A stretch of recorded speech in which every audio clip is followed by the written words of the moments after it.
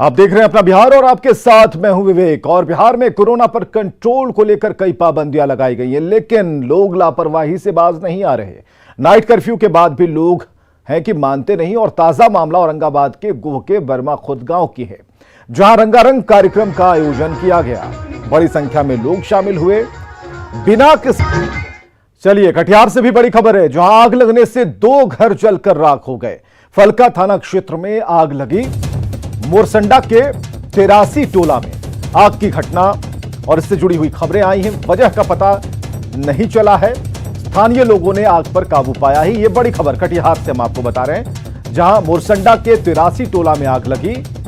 आग लगने की वजहों का पता नहीं चल पाया है कि आग कैसे लगी, क्या कारण थे। स्थानीय लोगों ने खुद प्रयास किया और इस आग पर काबू पाया है। ये तस्वीरें हम आपको दिखा रहे हैं। 2 घर इस आग में राख हो गए। फलका थाना क्षेत्र में यह आग लगी और स्थानीय लोगों को आप देख सकते हैं, बाल्टे में डेकची में पानी लेकर आ रहे हैं और उसी से बुझाने का प्रयास कर रहे हैं। और खबर अभी तक की जो अपडेट खबर है हम आपको बता रहे हैं, यह आग लगी थी, बुझाने का प्रयास किया जा रहा, तब की तस्वीरें हैं। अपडेट हम आपको यह बता रहे हैं कि आग पर काबू पा लिया है और कोई फायर ब्रिगेड की टीम की खबर नहीं है। स्थानीय लोगों ने खुद तत्परता दिखाते हुए इस आग पर काबू कर लिया। अब सवाल यह है कि आग लगी कैसे, तो इसका भी पता लगाया जा रहा है।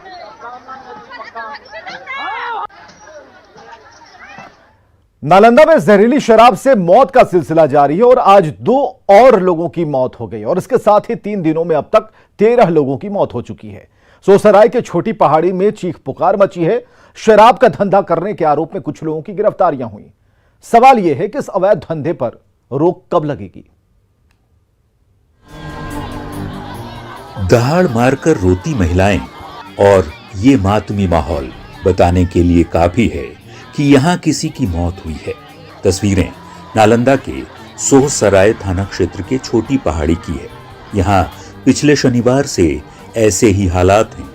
एक की अर्थी उठती नहीं कि दूसरे के मरने की खबर आ जाती है। जमीन पर पड़ा यह शव दीपक पासवान का है। दीपक भी उन बदनसीबों में शामिल था जिन लोगों ने शुक्रवार को जहरीली शराब पी ली थी। दीपक को बचाने की भरसक कोशिश हुई। पटना तक इलाज कराया गया, लेकिन दवा से भी जहर बेअसर ना हो सका और दीपक की इलाज के दौरान मौत हो गई। दीपक का शव जैसे ही छोटी पहाड़ी पहुंचा, हर तरफ चीख पुकार मच गई। घर वालों का रो रो कर बुरा हाल है। दीपक की भगनी चीख चीख कर कह रही है कि वो उन सब के नाम बताएंगी जो अवैध देसी शराब का धंधा करते हैं।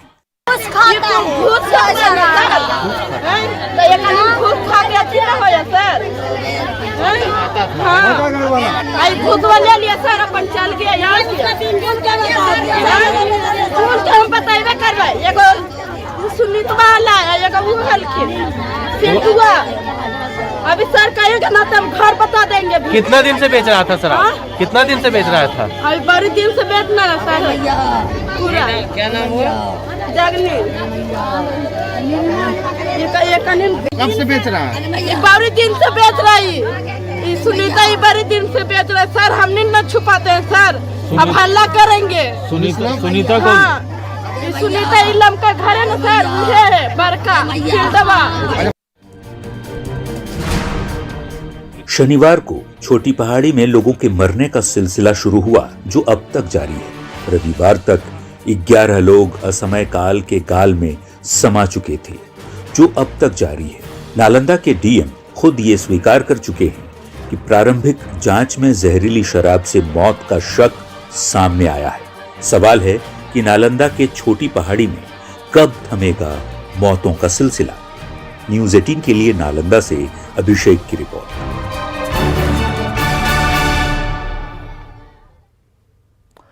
नालंदा के सोसराय में 13 लोगों की मौत के बाद पुलिस एक्शन में है। छोटी पहाड़ी इलाके में चले सर्च ऑपरेशन में भारी मात्रा में देसी शराब बरामद की गई।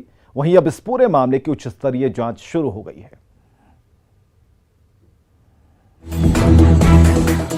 नालंदा में संदिग्ध परिस्थितियों में हुई मौतों को लेकर प्रशासन हरकत में है। मामले की उच्च स्तरीय जांच शुरू हो गई है।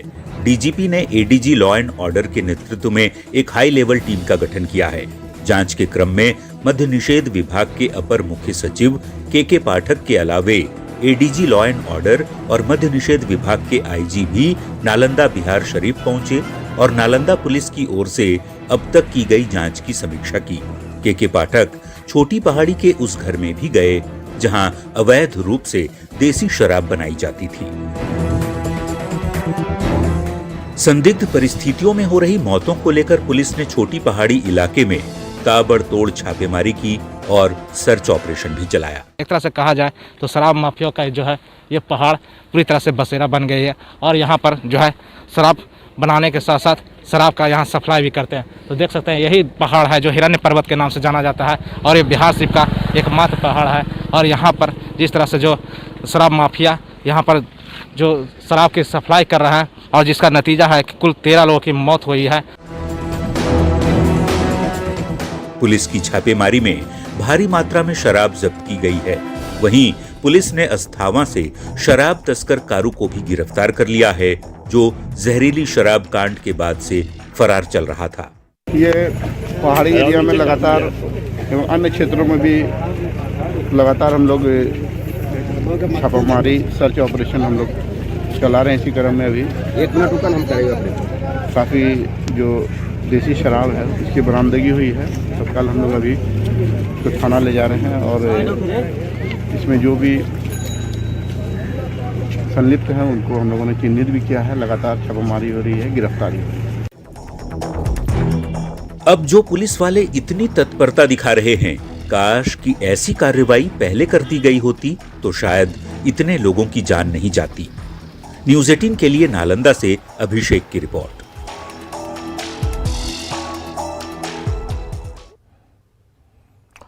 और मोतिहारी से बड़ी खबर आ रही है। शराब के साथ 4 धंधेबाज गिरफ्तार किए गए हैं। 2 महिलाओं के साथ 4 लोगों की गिरफ्तारी हुई है। तो हरसिद्धि बाजार का एक होटल संचालक है जिसे गिरफ्तार किया गया है। मोतिहारी में शराब के साथ शराब के धंधेबाज गिरफ्तार किए गए हैं। 4 गिरफ्तारी हुई हैं जिसमें 2 महिला भी शामिल हैं। हरसिद्धि बाजार में एक होटल संचालक भी है जिसे गिरफ्तार किया गया है और शराब के साथ 4 धंधेबाजों की गिरफ्तारी की ये खबर।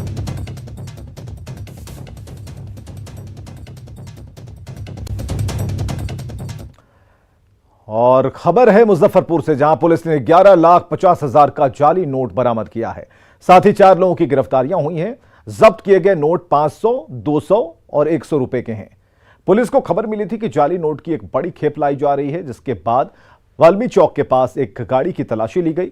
कार से 11.5 लाख के जाली नोट मिले और इस गिरोह के तार नेपाल और बांग्लादेश से जुड़े बताए जा रहे हैं।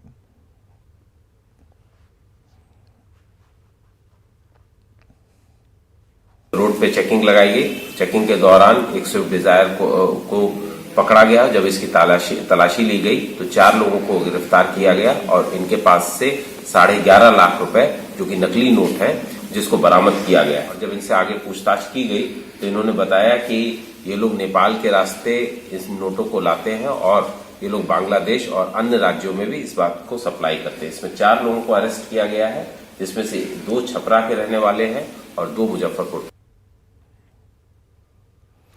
इधर पटना के बख्तियारपुर सीओ रघुवीर प्रसाद की मुश्किलें बढ़ गई हैं। सीओ के खिलाफ एक लड़की ने शादी का झांसा देकर यौन शोषण का मामला दर्ज कराया। हालांकि सीओ ने अपने ऊपर लगाए सारे आरोपों को खारिज कर दिया।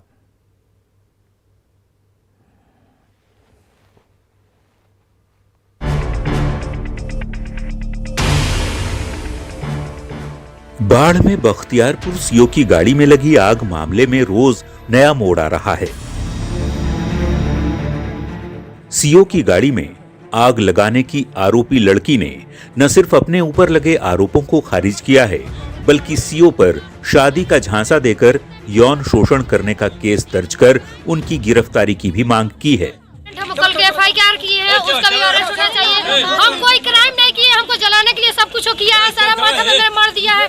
SP DM सर सबके पास संदेश जाना चाहिए। कोई लड़की ऐसा नहीं कर सकती। हमको ब्लैकमेल करते हैं 400 का पूरा फैमिली। मेरे अकाउंट में जो पैसा डाला फिर जाके घर से मांगा। कोई किसी लड़की की जिंदगी ऐसा नहीं करना चाहिए। और हमको ऐसे करके वो वहाँ पे नहीं बैठ के ड्यूटी कर सकता है, उसको भी अरेस्ट करके लाना चाहिए। दरअसल 15 जनवरी को सीओ रघुवीर प्रसाद अपनी सरकारी गाड़ी को सड़क किनारे खड़ी कर एक मॉल में गए थे। उसी दौरान उनकी कार में अचानक आग लग गई।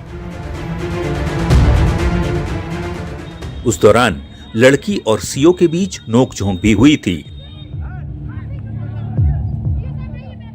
सीओ की सरकारी गाड़ी में आग लगाने के आरोप में लड़की को हिरासत में लेकर कोर्ट में पेश किया गया, लेकिन लड़की के आरोपों के बाद मामले में नया मोड़ आ गया है।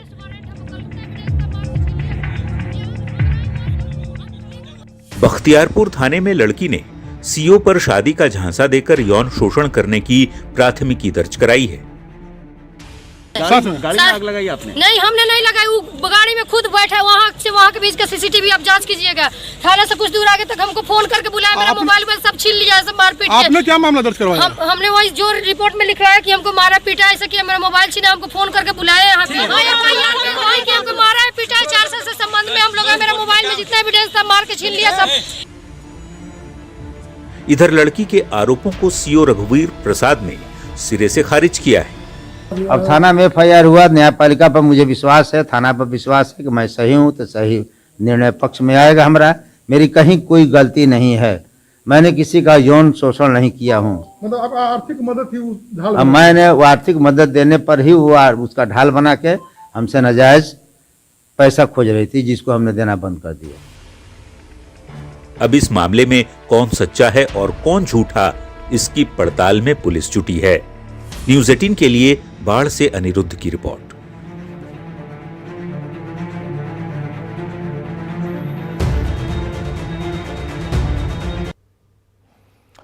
भागलपुर के सत्यनारायण गोस्वामी की पत्नी और बच्चे पिछले साल दिसंबर से लापता हैं। उसने पुलिस से कई बार गुहार लगाई, लेकिन कोई कार्रवाई नहीं हुई।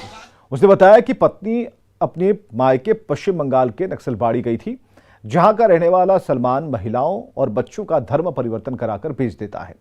उस पर ऐसे कई मामले दर्ज हैं। पीड़ित का आरोप है कि सब जगह गुहार लगाने के बावजूद कोई कार्रवाई नहीं हुई और ततारपुर थाने में ना तो FIR में सलमान का नाम लिखा और ना ही धर्म परिवर्तन की आशंका की बात लिखी।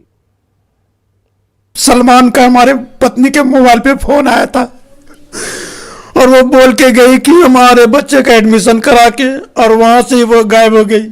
और हमें ये जो है 8 साल भर से ये लड़का परेशान करके रखा हुआ है।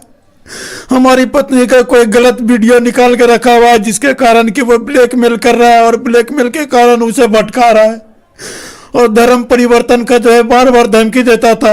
या हो सकता है मार भी दे, कुछ भी कर सकता है, इसलिए जो है हमारे बच्चे को वापस कर दिया जाए।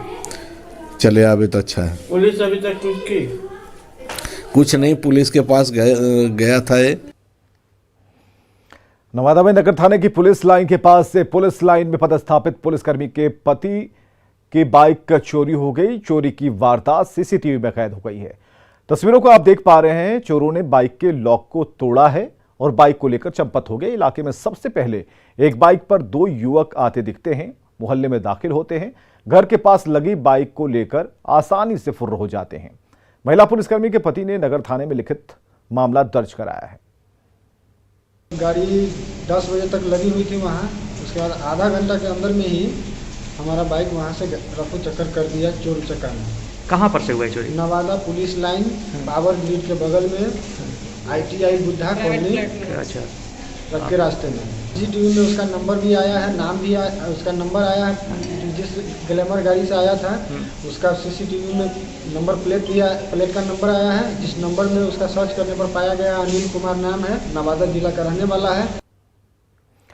नालंदा के छोटी पहाड़ी में जहरीली शराब से 13 लोगों की मौत के बाद राजस्व अधिकारी अवैध मकानों का सर्वे कर रहे थे, लेकिन इसी दौरान कुछ महिलाओं ने अधिकारियों से छीनकर कागज को फाड़ डाला और इसके वीडियो फुटेज के आधार पर पुलिस ने 2 महिलाओं को हिरासत में लिया और कागजात की मांग की, लेकिन महिलाओं ने अधिकारियों को कागज नहीं दिया, जिसके बाद पुलिस ने वीडियो फुटेज के आधार पर महिलाओं को हिरासत में लिया है।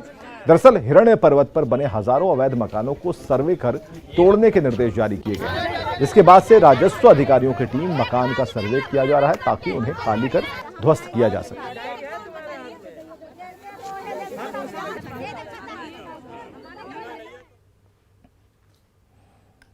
गोपालगंज में जमीन पर कब्जे को लेकर मारपीट हुई। जेसीबी और ट्रैक्टर लेकर पहुंचे लोगों ने महिलाओं की लाठी डंडे से पिटाई की। इसका वीडियो सोशल मीडिया पर वायरल हो रहा है। घटना मांझागढ़ के गद्दी टोला का है। बताया जा रहा है कि जमीन को लेकर पहले से विवाद चल रहा है और इसी दौरान कुछ लोग पहुंचे, पेड़ काटने के साथ फसल को भी नुकसान पहुंचाया। बाद में पुलिस मौके पर पहुंची और मामले को शांत कराई।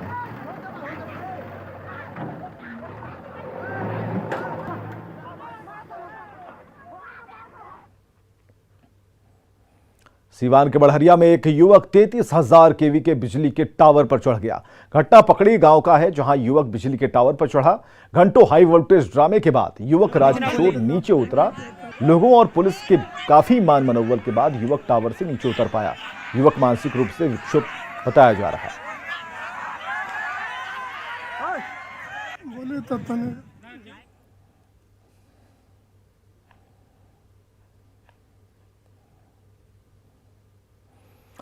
और पटना में न्यूज 18 की खबर का बड़ा असर हुआ है। फर्जी तरीके से बर्थ सर्टिफिकेट बनाने वालों के खिलाफ पुलिस ने कार्रवाई की है। पुलिस ने 2 आरोपियों को गिरफ्तार किया, साथ ही एक दुकान को भी सील कर दिया है। 15 जनवरी को न्यूज 18 ने जन्म प्रमाण पत्र बनवाने के नाम पर धांधली के बड़े मामले का खुलासा किया था।